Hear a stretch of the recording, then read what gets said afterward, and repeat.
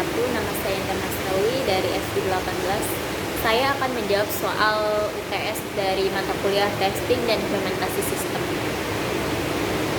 R01. Soal nomor 1 adalah apa definisi dari istilah pengujian? Secara umum, pengujian dapat berarti proses untuk mengecek apakah suatu perangkat lunak yang dihasilkan sudah dapat dijalankan sesuai dengan standar tertentu, atau pengujian perangkat lunak adalah proses untuk mencari kesalahan pada setiap item perangkat lunak, mencatat hasilnya, mengevaluasi setiap aspek pada setiap komponen sistem, dan mengevaluasi semua fasilitas dari perangkat lunak yang dikembangkan. Soal yang kedua yaitu, terdapat dua hal utama yang dilakukan dalam pengujian, sebutkan dan jelaskan. Dua hal utama dalam pengujian itu adalah satu, verifikasi. Verifikasi adalah proses pengevaluasi suatu sistem atau komponen untuk menentukan apakah suatu produk yang diselesaikan setelah fase pengembangan memenuhi kondisi seperti yang telah ditetapkan pada awal pengembangan atau saat menentukan spesifikasi perangkat lunak. Yang kedua itu adalah validasi.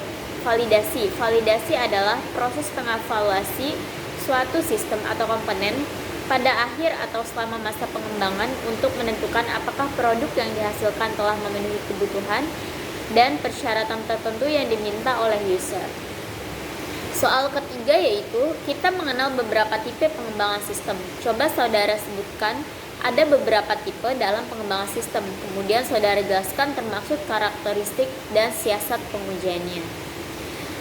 Yang pertama itu pengembangan sistem biasa. Karakteristiknya yaitu 1. Menggunakan metodologi pengembangan sistem, 2. User mengetahui requirement, 3. Pengembangan menentukan struktur, dan siasat pengujiannya itu 1. Pengujian dilakukan pada akhir tiap-tiap tahap, yang kedua melakukan verifikasi tiap-tiap spesifikasi yang diperlukan, yang ketiga menguji struktur dan fungsi. Kemudian yang kedua pengembangan iteratif atau prototyping, yaitu karakteristiknya 1. Requirement tidak diketahui, yang kedua struktur didefinisikan di awal pengembangan. Siasat pengujiannya yaitu yang pertama verifikasi alat bantu case yang digunakan, yang kedua verifikasi kebutuhan tiap prototype, yang ketiga ada penguji fungsionalitas. Yang ketiga ada pemeliharaan sistem. Karakteristiknya memodifikasi struktur. Siasat pengujiannya itu menguji struktur, mengeluarkan metode kerja yang terbaik, memerlukan pengujian regresi. Yang keempat ada kontrak atau pembelian software. Karakteristiknya yaitu struktur tidak diketahui, kemudian banyak terjadi defect, kemudian fungsionalitas tercantum dalam dokumen, dan terakhir terdapat berbagai dokumen. Siasat pengujiannya yang pertama verifikasi fungsi yang diperlukan, yang kedua pengujian fungsionalitas, yang ketiga pengujian di dalam lingkungan kerja. Dan kemudian soal nomor 4, apakah yang dimaksud dari proses verifikasi dan validasi? Jelaskan. Proses verifikasi dan validasi adalah keseluruhan proses daur hidup.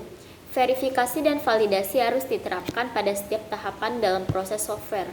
Proses verifikasi dan validasi mempunyai dua objek prinsipal, yaitu yang pertama, menemukan kekurangan dalam sebuah sistem, yang kedua, memperkirakan apakah sistem berguna dan dapat digunakan atau tidak dalam situasi operasional. Kemudian soal selanjutnya, apakah tujuan dalam melakukan proses verifikasi dan validasi? Tujuannya verifikasi dan validasi harus memberikan kepastian bahwa software sesuai dengan tujuannya. Hal ini bukan berarti benar-benar bebas dari kekurangan. Harus cukup baik untuk tujuan penggunaannya dan tipe dari penggunaan akan menentukan derajat kepastian yang dibutuhkan. Soal yang kelima yaitu coba jelaskan sasaran dan prinsip pengujian. Di sini ada pendapat dari Glenn Myers menyatakan beberapa aturan yang dapat digunakan sebagai penjelasan tentang pengujian perangkat lunak. Yang pertama yaitu pengujian adalah proses eksekusi suatu program dengan maksud menemukan kesalahan. Yang kedua, test case yang baik adalah test case yang memiliki probabilitas tinggi untuk menemukan kesalahan yang belum pernah ditemukan sebelumnya. Yang ketiga, pengujian yang sukses adalah pengujian yang mengungkapkan semua kesalahan yang belum pernah ditemukan sebelumnya.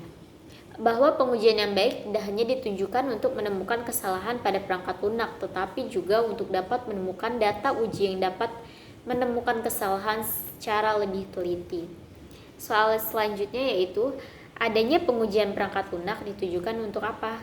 Tujuan pengujian perangkat lunak adalah yang pertama, menilai apakah perangkat lunak yang dikembangkan telah memenuhi kebutuhan pemakai, dan yang kedua menilai apakah tahap pengembangan perangkat lunak telah sesuai dengan metodologi yang digunakan.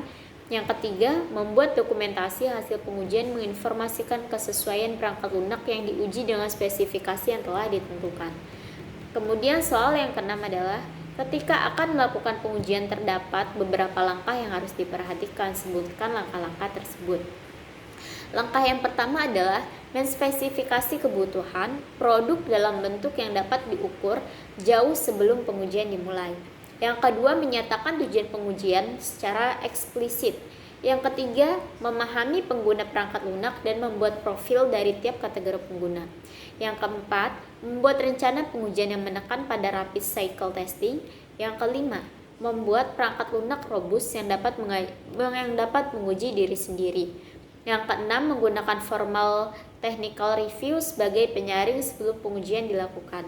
Yang ketujuh, menggunakan formal technical review untuk menilai strategi pengujian dalam kasus uji. Yang kedelapan, pengembangan rancangan perangkat peningkatan berlanjut untuk proses pengujian. Nomor 7 yaitu soal nomor 7, sebutkan apa saja yang termasuk dalam faktor-faktor pengujian. Faktor-faktor pengujian ini ada 15. Yang pertama, reliability. Yang kedua, authorization. Yang ketiga, file integrity. Yang keempat, audit trail. Yang kelima, continuity of processing. Yang keenam, service level. Yang ketujuh, access control. Yang kedelapan, metodologi. Yang kesembilan, correctness. Yang ke-10, ease of use. Yang ke-11, maintainable. Yang ke-12, portable. Yang ke-13, coupling. Yang ke-14, performance. Yang ke-15, ease of operation. Kemudian soal selanjutnya, apa sajakah yang termasuk dalam tingkat pengujian? Jelaskan dan berikan contohnya. Tingkat pengujian ini ada 3, yaitu pengujian unit adalah pengujian yang difokuskan pada unit terkecil dari program atau modul. Yang kedua, pengujian regresi adalah pengujian difokuskan pada gabungan unit-unit atau modul-modul yang terbentuk kesatuan fungsionalnya. Yang ketiga, pengujian sistem adalah pengujian yang dilakukan pada sistem komputer secara keseluruhan. Sekian yang dapat saya sampaikan dalam jawaban UTS mata kuliah testing dan implementasi sistem. Kurang lebihnya saya mohon maaf. Wabillahi taufiq wal hidayah. Wassalamualaikum warahmatullahi wabarakatuh.